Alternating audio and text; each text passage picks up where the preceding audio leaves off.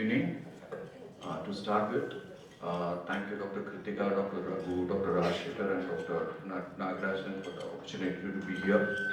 So, I'm going to talk about the optimal use of CBCT in dentistry from an orthodontist point of view. Are there any orthodontists in the house? Two.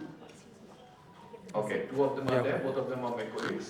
And to introduce ourselves, we are people who work for 2 years together and are paid pittance, right?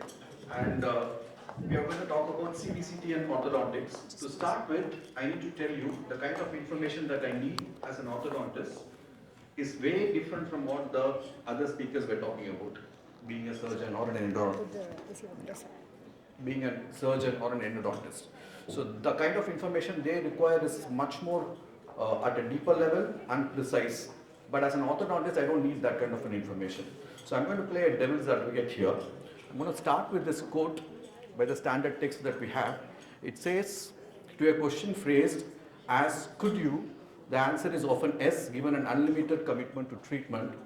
The more appropriate question is, should you?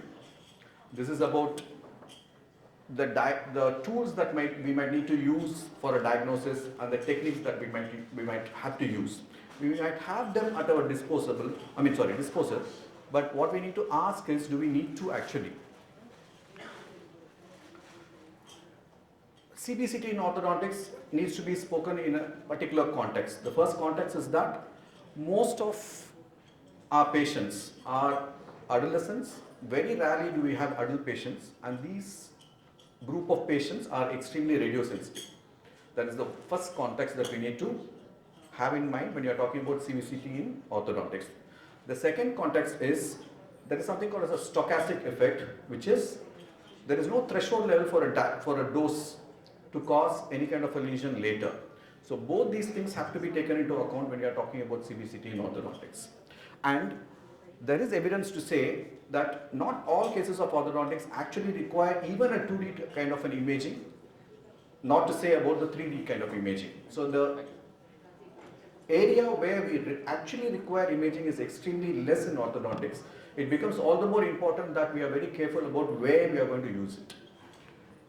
To give a perspective, I'm just showing you what is the kind of effective dose when we are talking about the most commonly used imaging techniques that we have in orthodontics. For example, we have the digital OPG, we have the lateral ceph, CBCT and CT head.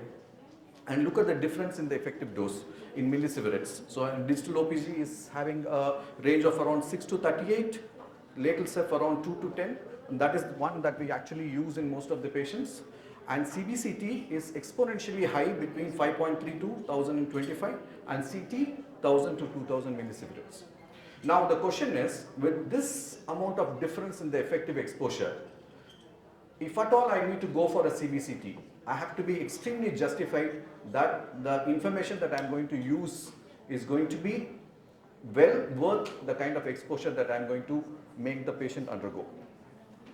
Now on that account, what does evidence say about CBCT in orthodontics?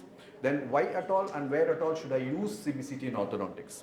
Now, the guideline is, I will use CBCT in orthodontics when the value of its use outweighs the cost and the risk, number one.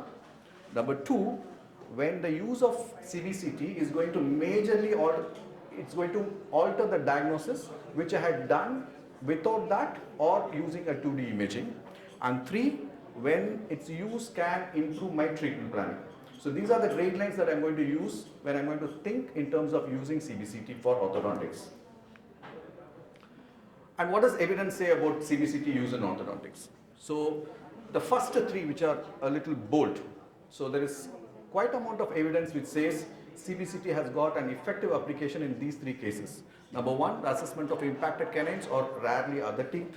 Number two, assessment of bony defect in cleft lip and palate patients. And number three, virtual surgical planning. They say in all these three indications, in more than 25% of the cases, there has been an alternation of the initial diagnosis and the treatment plan. So that is where is the use of CBCT in orthodontics. And the other indications, such as the assessment of external root resorption, assessment of alveolar boundary conditions, assessment of TMJ, and assessment of airway morphology in OSA, these are indications, but the amount of information might not change the kind of a treatment plan that I'm going to have when I come up with this kind of issues. For example, in the case of assessment of external root resorption, now a 2D image is going to give me an angular loss of the root. But what the CBCT can give me is the information about the labial surface and the lingual surface. Now, do I need to use that? If my clinical judgment says that anyway the tooth is going for an extraction, there is no point in me going for a CBCT to assess the amount of labial bone loss and the lingual bone loss, right? But if clinically, if I think there is a chance that I can salvage the tooth, then probably the indication of CBCT is good enough for external root resorption. Now these are just to show you the difference between a 2D image or a 3D image in certain areas. For example, as I told you, evidence is very strong about the use of CBCT in canine impactions. So a 2D imaging is not going to give me much of an information, whereas a CBCT image can give me everything, starting from where exactly is the tooth, how it is related to the adjacent tooth, the amount of bone between the tooth and the adjacent root.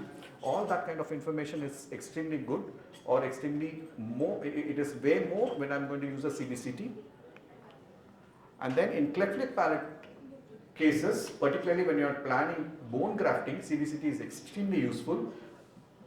In the sense, like, kind of, I'm going to exactly know what kind of bone I'm going to harvest to place the graft in the region of the defect. And visual surgical planning is another area where we use CBCT to be more precise in the kind of the cuts that we are going to make and the amount of movement that we are going to make to get a good occlusion as well as the profile. And lately,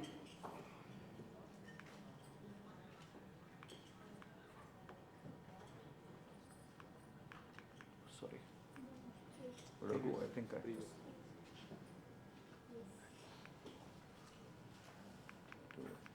sorry.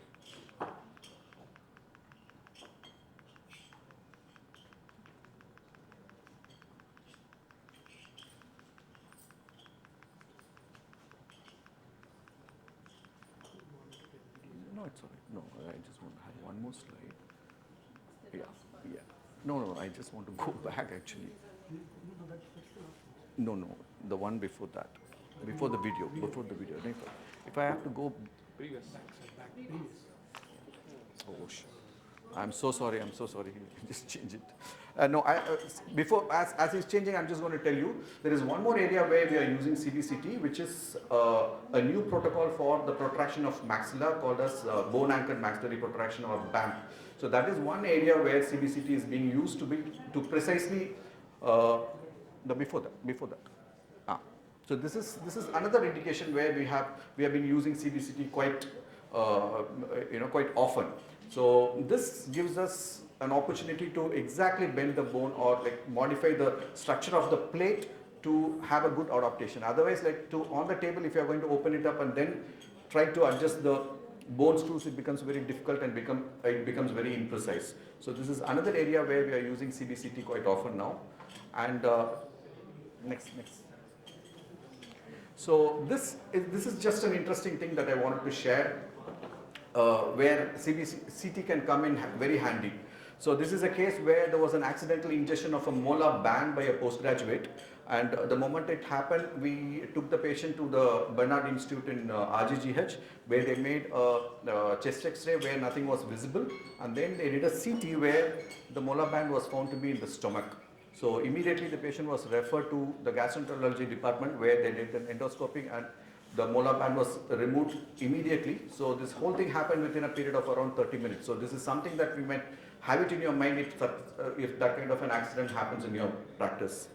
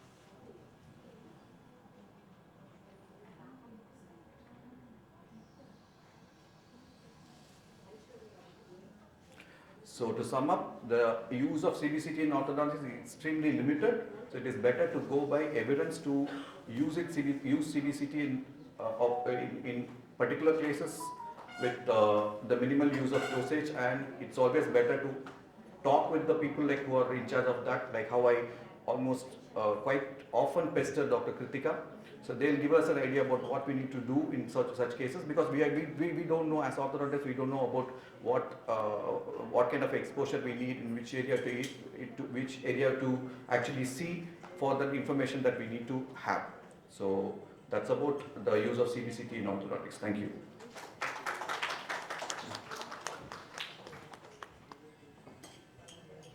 Thank you, sir. Now, Dr. Kritika ma'am will choose the best two questions from and the panel discussion will be there.